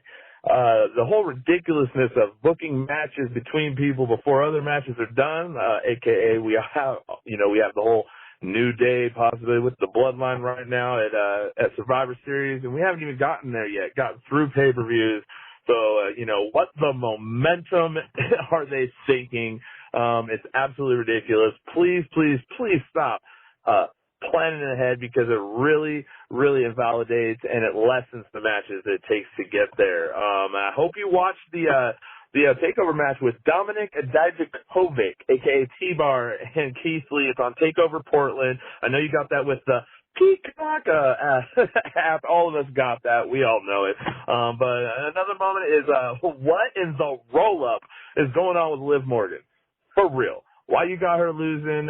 But then again, hey, I'm going to give them a little bit of time. Maybe it's a slow burn. Maybe it's a slow incision. And maybe they're trying to just build her sort of like Becky naturally did. And I'm just going to give it a little bit more time. But if Liv loses one more match, I'm going to lose my damn mind. Bianca Belair. Way to go. Even when she tried to bench press both girls and do her move and, it didn't work out, they stumbled, it still looked good. Bianca looks like an absolute beast. All I got to say about that, hey, shout out to the casual wrestling fan. That was a lot of fun. I really enjoyed the review the other day. And I got to say, I actually, as a diehard wrestling fan, feel I have a lot of casual wrestling fan tendencies. You don't need to give me everything. And, things that don't need to be said are probably just fine. So I'm right there with you. Another shout out goes to Ashley. Man, she responded to me on Twitter. My hero, my idol in the podcasting world. I'll tell you another day, actually, the real story. It's actually her and you, Matt, that got me into podcasts at all in the first place. There's only 2 podcasts I have on my list. It is the WWE podcast and it's the last podcast on the left. That's all I can handle. And, hey, a big shout out, when we talk, on how you two got me into the podcast world. So shout out to Ashley, man. Thank you for giving me that shout out on Twitter. I really appreciate it. And my last little moment of the week is Woods is turning heel. What in the roll-up is happening, I can tell you what's happening. That king's crown is going to be good on his head, and it's going to change his psyche. It's going to change. I tried, but let me just finish real quick. Woods is turning heel. I am saying it. It's beautiful. It's going to be absolutely amazing. The crown is going to sit on his head as a baby face, and it is going to turn him into the dark and demented, crazed, I almost think a Mad Hatter type thing. Woods will be fun as king, as the king, and that's what I see. I see the New Day getting completely split up, and I think that's why they were actually separated, and that won't actually turn. The turn won't actually happen until Survivor Series. Because why do you think that Big E's going to lose that match against Roman Reigns and the Bloodline? It's going to be because his team falls apart. I'm calling it. I'm saying it right now. My last little tiny thing. This goes out to the resident heel. I've been avoiding everything outside of wrestling when it comes to wrestlers doing outside things. But we all know The Miz, your Miz, is on Dancing with the Stars, and I couldn't avoid it. It came across my Facebook feed. It's one of the most scary, ridiculous things I've ever seen. But The Miz as the genie in the lamp. All I got to say, Resident Heel, hashtag your team. Y'all have a great one. I'm out. I'm sorry it took too long. Look at my notes here. I sent my email. I hope we can do a weekend review together here in a bit. I have the email sent. It should be in there. But, man, have a great week. And, hey, one question for you. How you liking being that dad? You got a crawler yet? Have a good one, y'all. Peace. Well, there he is, ladies and gentlemen. The Crisis returns to the WWE podcast with a scorching voicemail.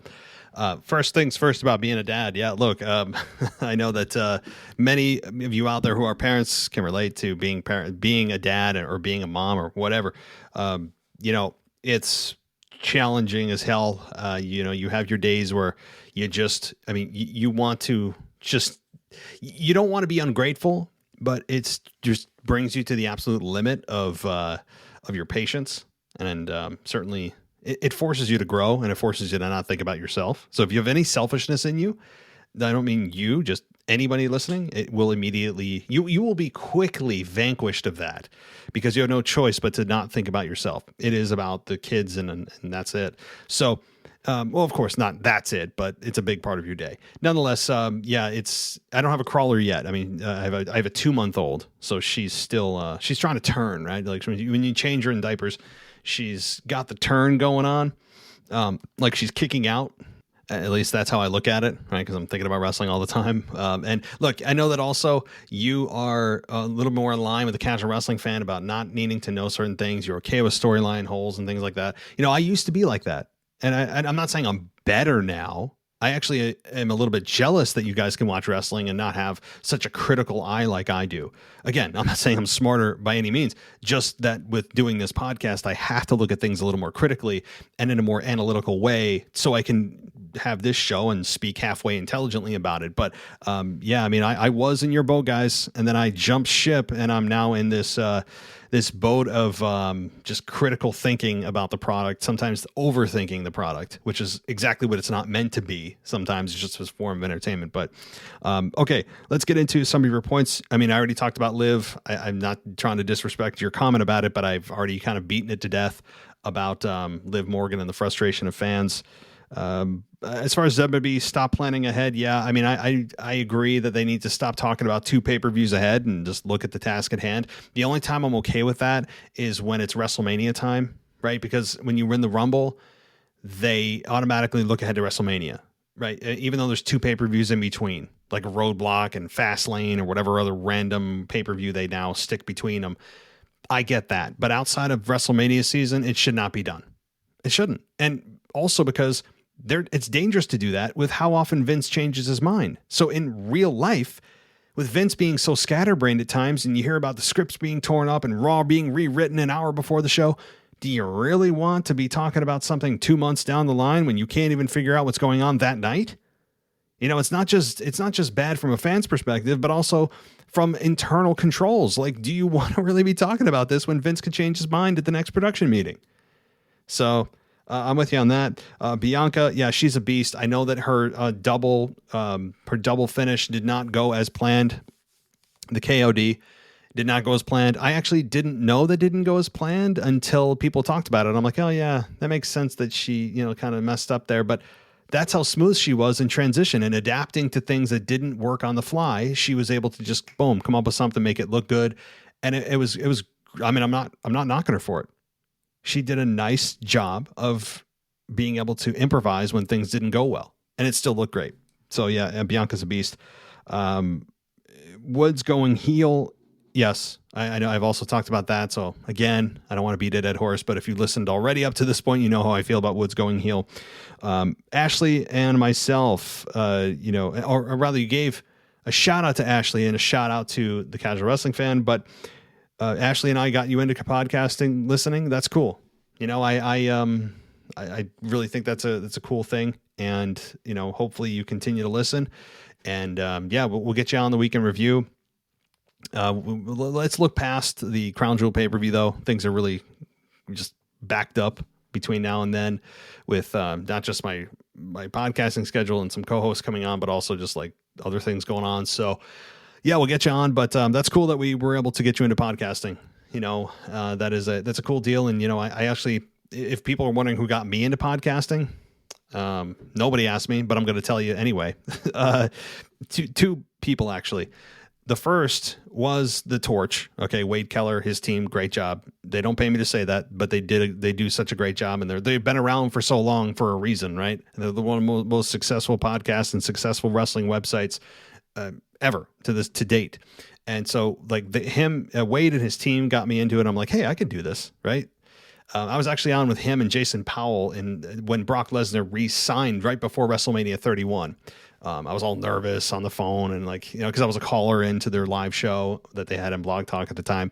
But now I'm like, I'd love to have a conversation with them. I think they're really good at what they do. But so they got me into it, as well as actually Michael Kay, who does the ESPN radio show with Peter Rosenberg and Don LaGreca. They cover all like Yankees and Mets and all New York sports. So they're on I believe 98.7 ESPN radio. So they actually got me into it too. So it's kind of twofold. And so there's your answer to a question that nobody asked. Okay. All right. So how about that? Get a little factoid about the host. All right. What's up, WWE Podcast? This is Randy, the patron from Prospect, Connecticut. I always love when I get shout outs especially from Casual Wrestling Fan. That was awesome. Always enjoy whenever he's on. I actually, and also I really enjoy the Monday Night Review with Michael Ross. I think his name Ross or Gross. I'm sorry if I'm saying it wrong. But, his, bringing it back from Braun Breaker with Chucky or whatever from Rick Steiner, I was like, oh my God, he's right. I couldn't believe that. One question I have is Hit Row's coming up. Who do you think they're going to feud with? I have a feeling you could do it with Roman, the Bloodline, but I don't know if they're going to throw them in there right away. What do you think, Matt? Who do you think they can feud with right off the bat?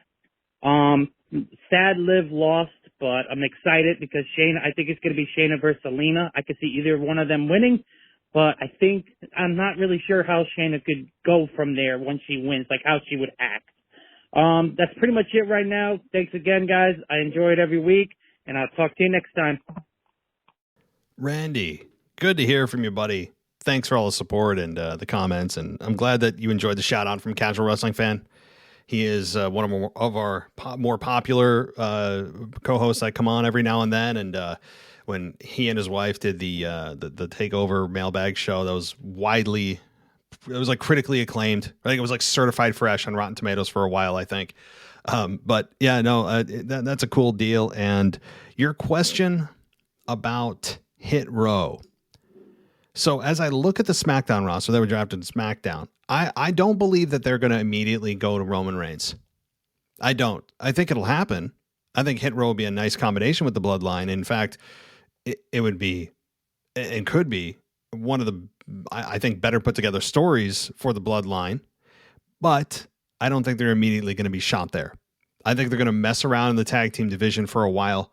And certainly they could face the Usos and will face the Usos sooner than later, but I don't think it'd be immediately. I know they want to make a big impact, but do you really want Hit Row losing to New Day or having this unknown team to, again, the main roster viewer only? Again, if you're NXT, you know who they are. But if you're the main roster and kind of dip your head into NXT every once in a while, maybe you don't even know who Hit Row is. So I don't think you want to take away the titles from a group that is on fire right now, just to make an impact with a tag team, or a group rather. So they will get there. Let's be honest. But they could mess around with Angel Garza and Humberto Carrillo for a while, and just kind of mess around there. They could also screw around with Happy Corbin and Madcap Moss. That's probably where they're going to live.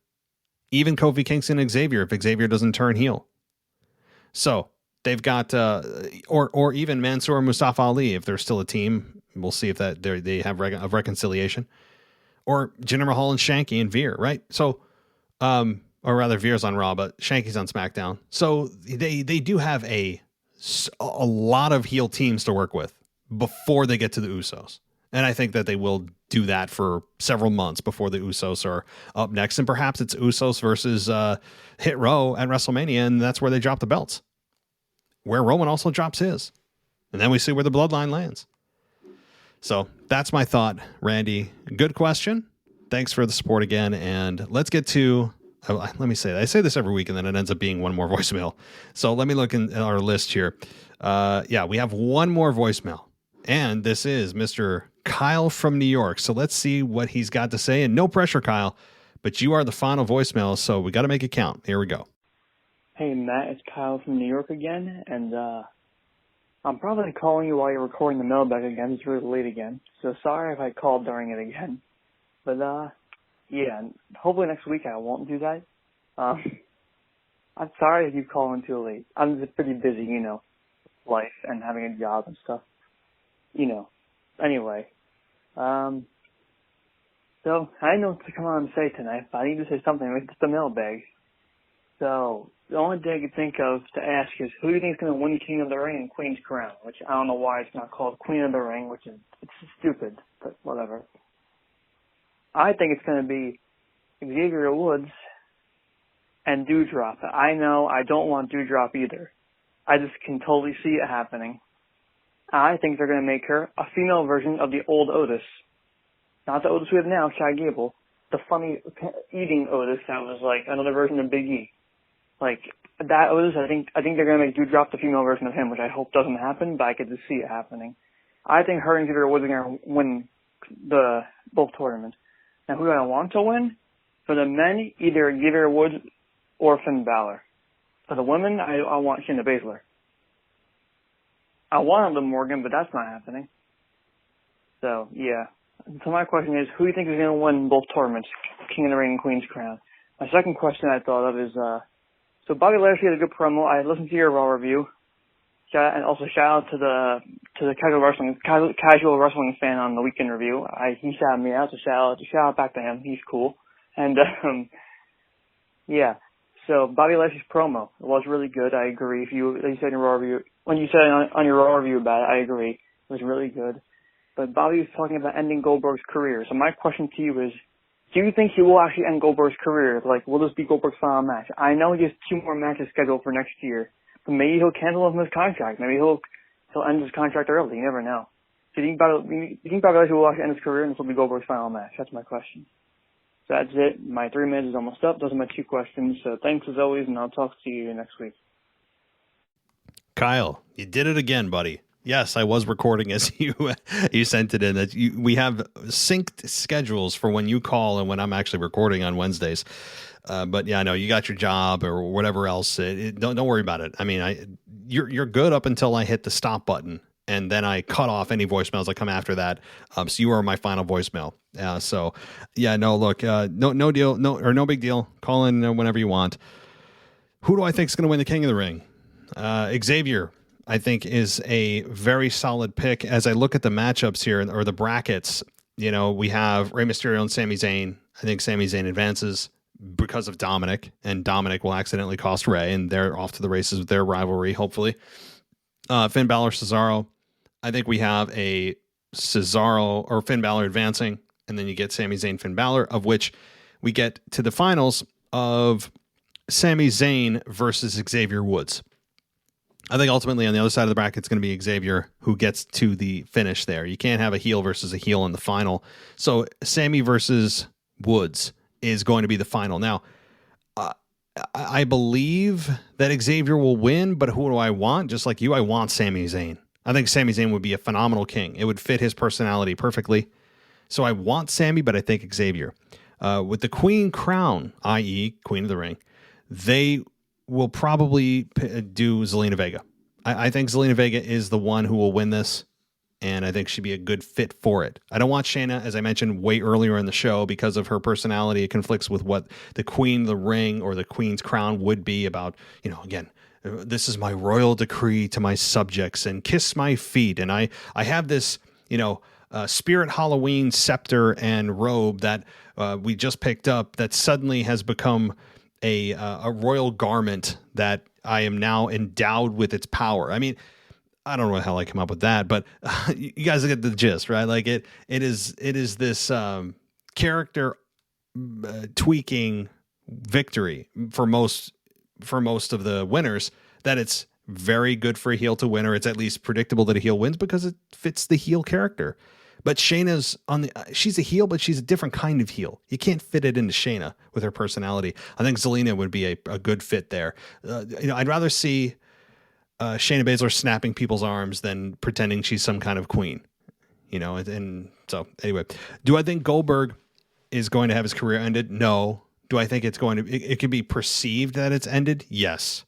I think we could see a faux ending of Goldberg's career where Michael Cole at the end is saying, and very solemnly, as Goldberg's maybe laying there injured, saying, injured in a storyline way, very solemnly saying, folks, I don't have any words for what we just witnessed. And, it's hard to say this, but we may have seen the end of Goldberg's 25-year career, a storied career. Like, he's going to try to play it up as if maybe it could be Goldberg's final match, but I don't think it will be. As you said, I mean, he's contracted through, I think, another year so he's got a couple more matches, guys. So this could be a faux ending for his career. I don't see Goldberg winning. I hope not, anyway. I hope not. I hope Goldberg is beaten to a pulp. I mean, I don't want to see him. And I hope his son gets the hurt lock and passes out in front of his dad while he's chained to the rope. No, there's my just sadistic finish that I would like to book for that match. But anyway, guys, thank you to everyone who participated tonight. A very long voicemail, or a very long mailbag tonight, but that's okay. It's pushing midnight now, but only I care about that because I'm the one that has to get up at like 5 a.m. So everybody, thanks once again. Much appreciated. If you want to participate and you're new or you're returning, email us at realwwepodcast@gmail.com. Call us at 518-952-0247. You can also DM us on Twitter. Follow us there, by the way, at wrestling_audio, or on Instagram at WWE_podcast. I'm still torched. I'm still very angry at Twitter for completely banning me from my original account. I had like 45,000 followers, and they just still a year and a half ago just decided, nope, you're done. So now I have to start from scratch. It's very infuriating. You build years of followers, and then they just go, nope. So anyway, I'm still bitter about it. But all right, everybody, thanks so much for listening. I'll be back on, what the heck day? Sunday with the weekend review, and then look out next week because it's going to be a full week, maybe every day. I've been doing a show because of the pay-per-view falling on a Thursday. So I'm going to enjoy my next few days, quote unquote, off. And you guys have, of course, Zach with NXT, and you got Mimi covering AEW. You've got the rivalries with Anthony DeMarco, the SmackDown review with Michael Ritter. You just got a great lineup as we have a really good team here. The only time that you hear from me the rest of the week might be in a news brief. I might be doing some of the news brief, or doing one or two of those before Sunday. But if not, everybody enjoy the rest of your week, and I'll talk to you next time.